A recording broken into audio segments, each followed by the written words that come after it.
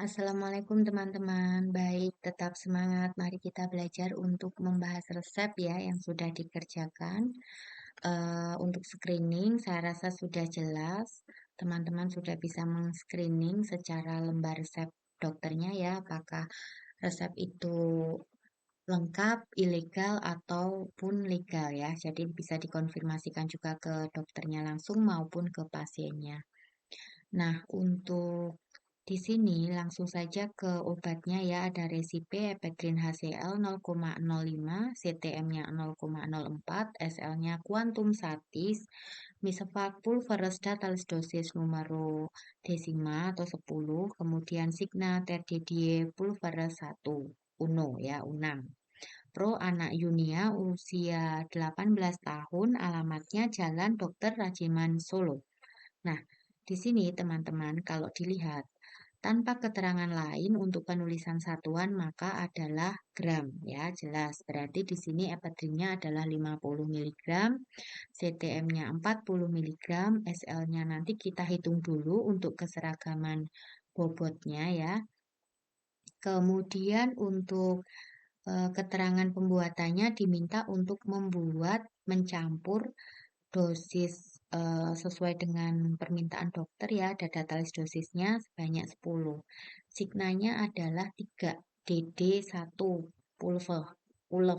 Jadi 3 kali sehari 1 bungkus. Nah, di sini nanti yang perlu diperhatikan adalah perhitungan dosisnya. Kita lihat antara epedrin dan CTM apakah ada dosis maksimalnya atau tidak. Nah, di sini ketemu bahwa si epedrin memiliki khasiat sebagai simpatomimetik, kemudian CTM sebagai antihistamin dengan masing-masing dosis maksimalnya ya. Untuk dewasa 50 mg sekali pakainya, satu harinya 150 mg untuk epedrin, dan untuk CTM di situ dosis satu harinya saja ya yang ada, yaitu 40 mg. Nah, di sini kita perlu menghitung dulu ya secara monografi, nanti teman-teman bisa cek masing-masing dari Farmakope Indonesia. Kemudian langsung kita lewati saja di bagian perhitungan dosis dulu ya. Untuk 18 tahun dari epedrin itu kita konversikan sehingga menjadi 45 dan 135 ya. Ini sudah benar. Kemudian untuk CTM-nya langsung ke satu hari ya, sehingga satu harinya menjadi 36 mg untuk usia pasien 18 tahun. Nah, tadi perhitungan dosisnya karena ada datalis dosis atau DTD, maka masing-masing bungkusnya sesuai dengan resep yang dituliskan oleh dokter ya angkanya. Maka tadi ada 50 mg dan 40 mg, sudah jelas. Kemudian untuk pemakaian menurut resep tadi ada Signa Terdidie 1 ya. Maka untuk pemakaiannya satu kali pakainya satu bungkus, kemudian satu harinya 3 bungkus. Jadi kita kalikan 3 untuk satu harinya. Dan kemudian kita bandingkan dengan dosis yang di atasnya yang tadi sudah kita hitung. Jadi untuk satu kali pakai kita bandingkan dengan yang satu kali pakai. Kemudian untuk satu harinya kita bandingkan dengan yang satu hari. Nah, di sini untuk epedrin karena diminumnya 3 kali itu totalnya 150. Sedangkan si epedrin ini untuk usia 18 tahun hanya boleh diminum maksimal 135. Jadi otomatis epedrin di sini overdosis ya untuk pasien 18 tahun. Oke, ini perlu menjadi catatan. Kemudian untuk CTM satu harinya aman ya. Aman atau tidak, teman-teman? Satu harinya minumnya berapa tadi? Satu harinya minumnya adalah 40 mg. Sedangkan dosis untuk pasien 18 tahun adalah 36 mg. Maka di sini juga overdosis. Ya, untuk CTM juga overdosis. Maka solusinya adalah kita coba untuk menurunkannya. Kita coba untuk menghitung dosis kira-kira yang tepat seperti apa ya. Oke, kemudian kita hitung dulu untuk yang epedrin tadi. Kalau dilihat dari sini, maka epedrinnya diturunkan menjadi 40 kalau di sini. Sehingga ketemunya untuk 3 kali pakai atau untuk 1 harinya menjadi 120, sehingga masih di bawah 135 dan dia tidak overdosis. Oke, kemudian untuk CTM-nya kalau di sini mengusulkannya adalah menjadi 10 mg. Maka di sini masih juga menjadi tidak overdosis. Jadi kalau tertulis di sini diusulkan ke dokter bahwa epedrin HCl menjadi 0,04 dan CTM-nya menjadi 0,01 ya. Di sini sudah tertulis epedrin HCl diusulkan menjadi 0,04 dan CTM menjadi 0,01. Nah, untuk usul seperti ini maka perlu dikonfirmasikan ke dokter karena bisa jadi memang dokter menghendaki tetap diresepkan dengan perhitungan yang overdosis tadi. Akan tetapi teman-teman juga perlu perhatikan bahwa apabila dokter memang menghendaki resep ini memang bisa dilayani dengan dosis yang over, maka biasanya dokter harus menuliskan dengan tambahan tanda seru di resepnya. Jadi ada tanda seru di lembar resepnya. Dan ini juga perlu adanya screening terkait tanda parafnya ya untuk masing-masing tanda resep di sini harus diikuti dengan tanda paraf untuk penulisan resep dokternya. Nah, setelah konfirmasi ke dokter, apabila memang bisa diturunkan, maka boleh dalam lembar resepnya yang nanti disimpan di apotek ini dicorek menjadi dosis yang tadi sudah diturunkan. Jadi seperti ini. Nah, setelah konfirmasi ke dokter, maka resep boleh dicorek menjadi angka sesuai dengan dosisnya tadi.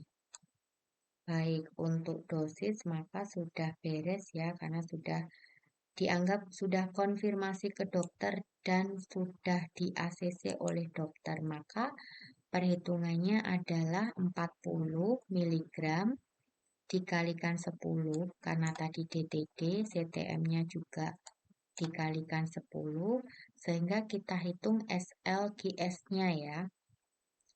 Kalau di sini satu bungkusnya kita hitung 300 mg misalkan. Maka perhitungannya harusnya seperti ini teman-teman.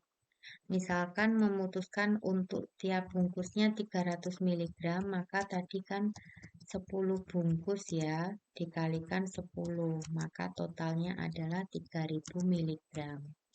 Sedangkan sudah ada 400 plus 400 plus 100 ya.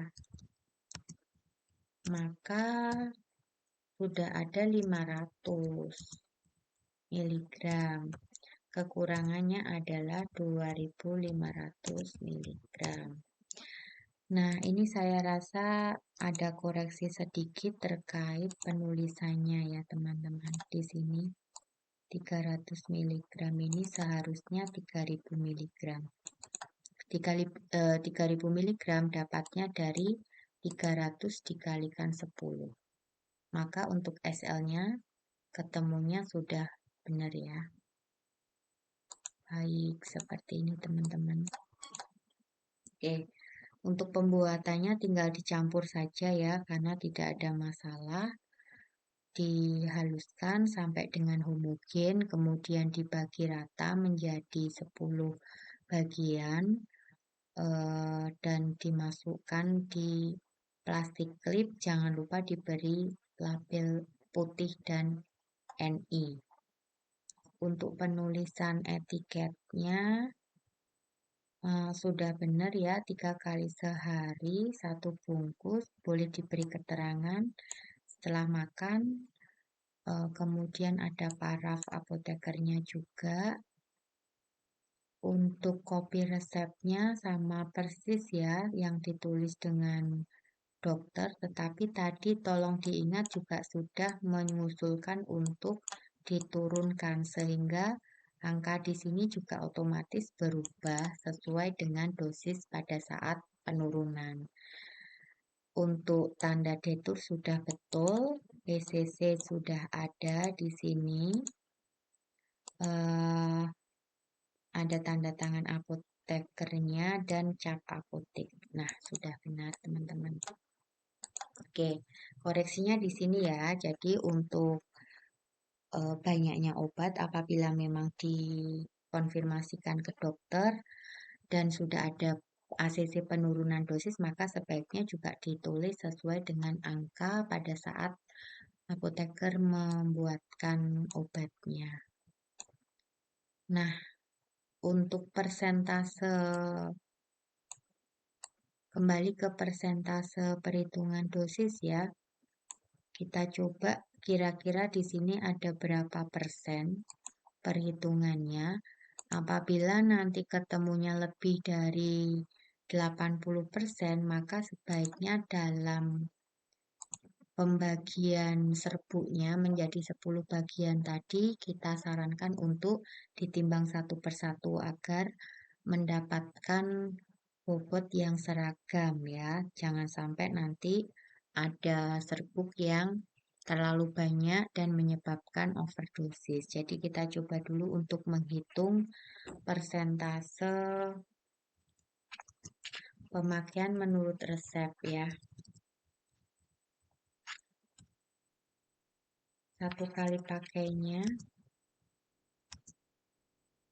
dari 40 mg ya, dibagi 45 mg dikali dengan 100%.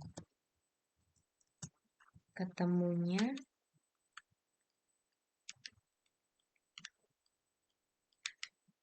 88,90%.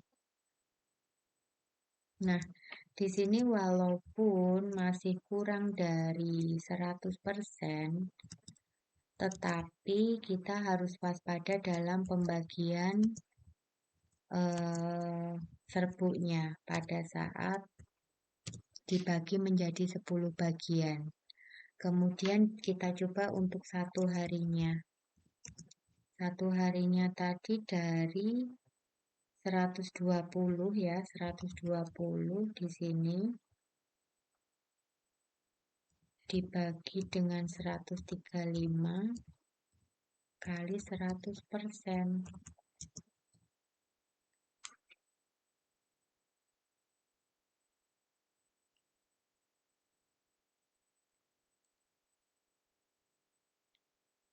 Ketemunya sama 88,90. Nah, artinya di sini memang sebaiknya kita bagi menjadi 10 bagian dan setelah itu ditimbang satu persatu sama banyak.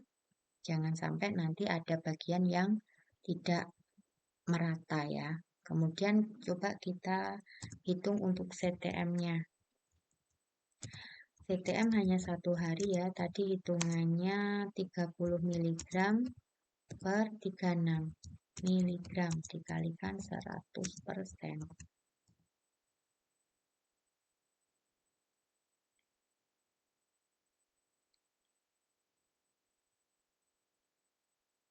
83%. Nah, di sini sarannya pada saat pembagian perbungkus ya, sama rata, dibagi dulu menurut pandangan mata, kemudian ditimbang satu per satu. Baik, sepertinya untuk catatan resep ini sudah cukup ya, sudah cukup lengkap. Untuk referensi juga tinggal ditambahkan referensi apa saja yang dipakai untuk mengerjakan resep ini. Nah, saya rasa sudah cukup jelas. Sekian dari saya. Wassalamualaikum.